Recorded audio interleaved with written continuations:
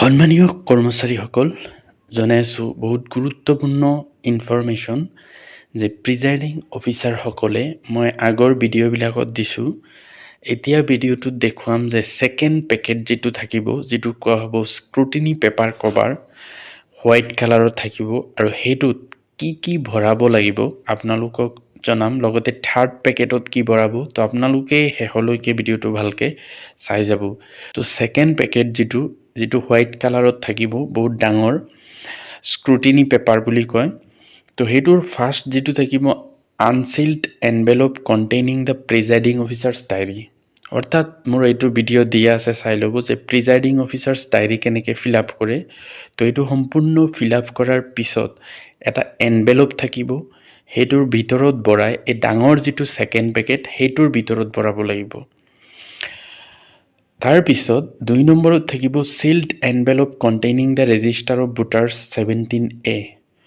অৰ্থাৎ যিটো second polling অফিচাৰৰ হাতত থাকিব ৰেজিষ্টাৰ অফ ভোটাৰ্ছ এনেকুৱা, সেইটো আপোনালোকে এটা এনভেলপৰ ভিতৰত ভৰাইটো চিল কৰিব লাগিব। অৰ্থাৎ এইটো আঠা লগাই দিব লাগিব। তাৰপিছত এই ডাঙৰ ছেকেণ্ড পেকেটৰ ভিতৰত ভৰাব লাগিব। আৰু এই ৰেজিষ্টাৰ অফ ভোটাৰ্ছত কি থাকে চাই লওক। ৰেজিষ্টাৰ অফ ভোটাৰ্ছ ফাৰ্ষ্ট পেজটো এনেকুৱা থাকে আৰু ছেকেণ্ড পেজটো থাকে এনেকুৱা ধৰণৰ, য'ত এইটো এটা ডাঙৰ কিতাপৰ নিচিনাই থাকে। Serial number of elector in the electoral roll, details of the documents produced by the elector in the proof of his her identification. অৰ্থাৎ প্ৰথমতে যিজন ভোটাৰ আহিব তেওঁৰ যিটো ভোটাৰ লিষ্টত চিৰিয়েল নাম্বাৰ সেইটো বহায়, তাৰপিছত তেওঁ কি ডকুমেণ্ট দেখুৱাইছে ভোট দিয়াৰ কাৰণে সেইটো ইয়াত লিখা হয়, তাৰপিছত তেওঁৰ ছিগনেচাৰ লোৱা হয়। তো এইটো কোৱা হয় ৰেজিষ্টাৰ অফ ভোটাৰ্ছ। তো এই কিতাপখন যেতিয়া সম্পূৰ্ণ লিখা শেষ হ'ব তেতিয়া এইটো এটা এনভেলপৰ ভিতৰত ভৰাই এই ডাঙৰ যিটো পেকেট আছে সেইটোত ভৰাব লাগিব, যিটো ছেকেণ্ড পেকেট মই কৈছোঁ। পিছত থাকিব visit sheet, unsealed envelope containing visit sheet. অৰ্থাৎ এই ভিজিট শ্বীটটো যে আছে সেইটো এটা লেফাফাৰ ভিতৰত ভৰাব লাগিব, আৰু লেফাফাটো আপোনাৰ বা এনভেলপটো খোলা থাকিব, আনচিল্ড, চিল কৰিব নালাগে। তো এই ভিজিট শ্বীটটো কেনেকৈ ফিল আপ কৰে সেইটো চাই লওক এবাৰ। তো ভিজিট শ্বীটত এনেকুৱা থাকে ডেট অফ পোল। তো আপোনালোকে প্ৰথমতে ডেট, মান্থ, ইয়াৰ বহাব। তাৰপিছত কেইটা জানেই, name and number of assembly constituency সেইখিনি বহাব। Name and number of polling station বহাব। নাম্বাৰ অফ ইলেক্টৰ্ছ, তাত টোটেল ভোটাৰ কিমান আছে সেইটো ইয়াত বহাব। ধৰক মই ইয়াত ধৰি লৈছোঁ 500। তাৰপিছত এনেকুৱা থাকে serial number, name and designation of the officer visiting, observer, DEO, RO, ERO, sector magistrate, zonal magistrate, patrolling magistrate. তো যিজনে আহিব আপোনাৰ ভোটাৰ চেণ্টাৰটোত পৰ্যবেক্ষণ কৰিবলৈ, আপুনি হয়তো নাজানিব পাৰে, তো সেইজনক আপুনি ছাৰ বুলি সম্বোধন কৰি তেওঁৰ নামটো আৰু ডেজিগনেশ্যনটো এইটো আপুনি নিজেও লিখিব পাৰে প্ৰিজাইডিং অফিচাৰজনে, বা তেওঁক ক'লেও লিখি দিব ইয়াতে। তাৰপিছত টাইম অফ ভিজিট, যিমান টাইমত তেওঁ ভিজিট কৰিবলৈ আহিব এই টাইমটো ইয়াত লিখিব। তাৰপিছত brief description of polling process, অৰ্থাৎ পলিং প্ৰচেছটো সেই সময়ত কেনেকুৱা চলি আছিল, পিচফুল ইনচিডেণ্ট যদি কিবা হয় তেতিয়া ইয়াত লিখিব, আৰু নহ'লেতো পিচফুলেই লিখিব। তাৰপিছত নাম্বাৰ অফ ভোটছ প'ল্ড টিল দ্য টাইম অফ ভিজিট, অৰ্থাৎ সেই সময়লৈকে অফিচাৰজন, ধৰক আৰু মই লিখিছোঁ ৰিটাৰ্ণিং অফিচাৰজন অহালৈকে কিমান ভোট হৈছিলে, ধৰক 150 এইটো লিখিব। তাৰপিছত পাৰ্চেণ্টেজ অফ প'ল্ড টিল দ্য টাইম অফ ভিজিট, অৰ্থাৎ সেই অফিচাৰজন সেই সময়ত ভিজিট কৰাৰ সময়ত কিমান পাৰ্চেণ্ট ভোট কাষ্ট হৈছিলে। তো সেইটো কেনেকৈ ওলাব, যিমানটা ভোট ইয়াতে কাষ্ট হৈছে, ধৰক 150, এইটো টোটেল কিমান আছিলে 500, এইটো দি হৰণ কৰিব, কৰি পেলাই ইনটু 100। তো এনেকৈ হিচাপ কৰিলে ইয়াতে হ'ব 30%। তো সেইকাৰণে মই 30% লিখিছোঁ। তাৰপিছত ৰিমাৰ্কছত যদি এইজনে কিবা লিখে লিখিব, আৰু তাৰপিছত তেওঁৰ ছিগনেচাৰটো ইয়াত ৰাখি দিব।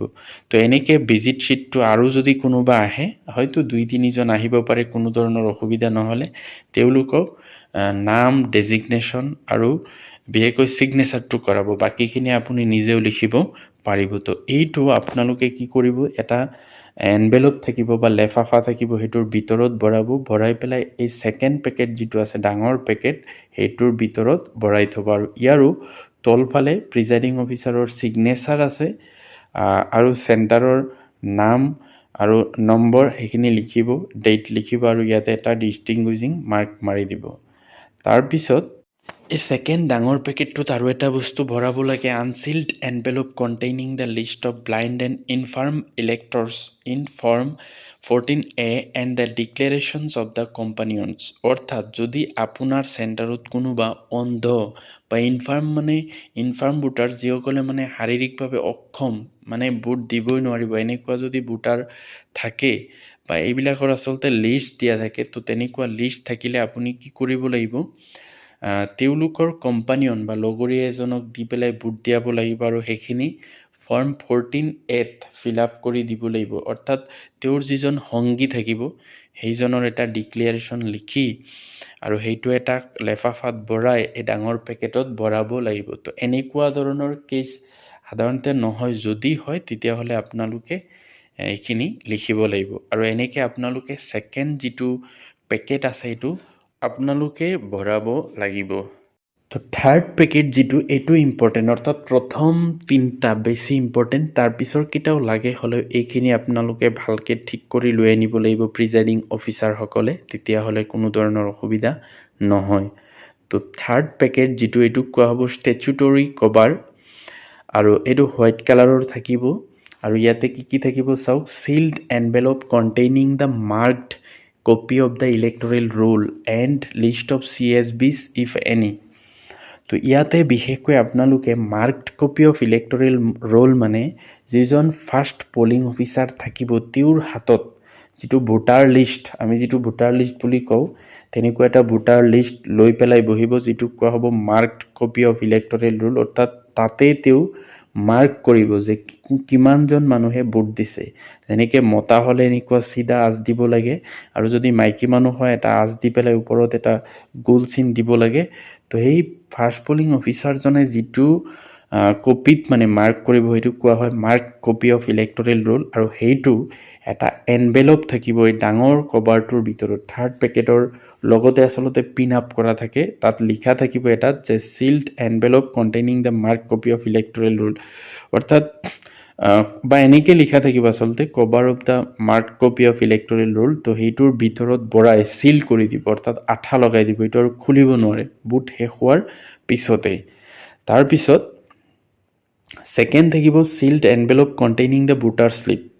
অৰ্থাৎ ভোটাৰ শ্লিপ হ'ল এনেকুৱা ধৰণৰ, ভোটাৰ শ্লিপত serial number of elector as per column 1 of the register of voters. অৰ্থাৎ ৰেজিষ্টাৰ অফ ভোটাৰ্ছত সেই ভোটাৰজনৰ চিৰিয়েল নাম্বাৰ কিমান সেইটো লিখিব লাগে। Serial number of elector as entered in the electoral roll, electoral ৰোলত যিটো চিৰিয়েল নাম্বাৰ থাকে এইটো ইয়াত লিখিব লাগে, অৰ্থাৎ ভোটাৰ লিষ্টত। আৰু লাষ্টত পলিং অফিচাৰৰ এটা চাইন থাকিব লাগে, এইটোকে কয় ভোটাৰ শ্লিপ, যিটো ছেকেণ্ড পলিং অফিচাৰজনে লিখি পেলাই দিয়ে, আৰু এইটো থাৰ্ড পলিং অফিচাৰক নি পেলাই দিয়াৰ পিছত তেওঁ ভোট বেলট ইছ্যু কৰে, তেতিয়াহে ভোট দিব পাৰে। তো এই ভোটাৰ শ্লিপবিলাক যে আছে এইখিনি কি কৰিব লাগিব, চিল কৰিব লাগিব। এইটোৰো এটা এনভেলপ থাকিব বা কভাৰ থাকিব, তাৰ ওপৰত লিখা থাকিব কভাৰ অফ ভোটাৰ শ্লিপ, সেইটোৰ ভিতৰত ভৰাই ধুনীয়াকৈ আঠা লগাই চিল কৰি দিব, আৰু সেইটো ডাঙৰ যিটো থাৰ্ড পেকেট থাকিব সেইটোৰ ভিতৰত ভৰাব লাগিব। তাৰপিছত আছে 3 নম্বৰ, sealed envelope containing unused tendered ballot papers. অৰ্থাৎ এনেকুৱা ধৰণৰ টেণ্ডাৰ্ড বেলট পেপাৰ থাকিব, আৰু সেইবিলাক যিবিলাক ইউজ হোৱা নাই সেইখিনি আপোনালোকে কি কৰিব লাগিব, এটা এনভেলপৰ ভিতৰত ভৰাই এই ডাঙৰ পেকেটটোৰ ভিতৰত ভৰাব লাগিব। তাৰপিছত child envelope containing the use standard ballot papers and the least in form 17B। অৰ্থাৎ 4 নম্বৰ হ'ল, যদি কোনোবা টেণ্ডাৰ্ড বেলট পেপাৰ ইউজ হৈছে তেতিয়াও সেইটো কি কৰিব, সেইটো আচলতে খামে থাকিব, সেইটোৰ ভিতৰত ভৰাই থ'ব আৰু এইটো চিল কৰিব। আৰু এই লিষ্টখন 17B এটা ফৰ্ম থাকে, তাতে আচলতে লিখিব লাগিব কোনে কোনে টেণ্ডাৰ্ড বেলট পেপাৰত ভোট দিছে, আৰু সেই লিষ্টখনো এই একেটা এনভেলপৰ ভিতৰতে ভৰাই দিব। ভৰাই এই ডাঙৰ পেকেটটো যে আছে থাৰ্ড পেকেট ষ্টেচুটৰী কভাৰ্ছ, এইটোৰ ভিতৰত ভৰাব লাগিব। তাৰপিছত থাকিব 5 নম্বৰত যে sealed envelope containing the list of challenged votes in form 14। অৰ্থাৎ যদি কোনোবা ভোটাৰে চেলেঞ্জড ভোট দিছে, তেতিয়া কোনোবা ভোটাৰে যদি চেলেঞ্জ ভোট দিয়ে তেতিয়া তেওঁলোকৰ নামখিনি 14B ফৰ্মত এটা লিষ্ট আকাৰত লিখিব লাগিব আৰু সেই ফৰ্মখন এটা এনভেলপৰ ভিতৰত ভৰাই এই থাৰ্ড পেকেটত ভৰাই দিব লাগিব।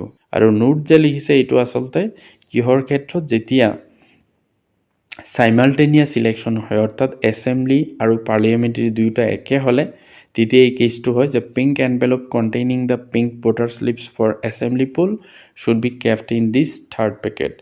অৰ্থাৎ তেতিয়া কালাৰটো বেলেগ থাকিব, এছেম্বলি ইলেকশ্যনৰ কাৰণে পিংক কালাৰ হয় আৰু সেইটো থাৰ্ড পেকেটৰ ভিতৰত ভৰাব লাগিব। তো এনেকৈ আপোনালোকে কি কৰিব লাগিব, থাৰ্ড পেকেট যিটো এইটো মানে ভৰাব লাগিব, ভৰাই পেলাই আনি জমা দিব লাগিব।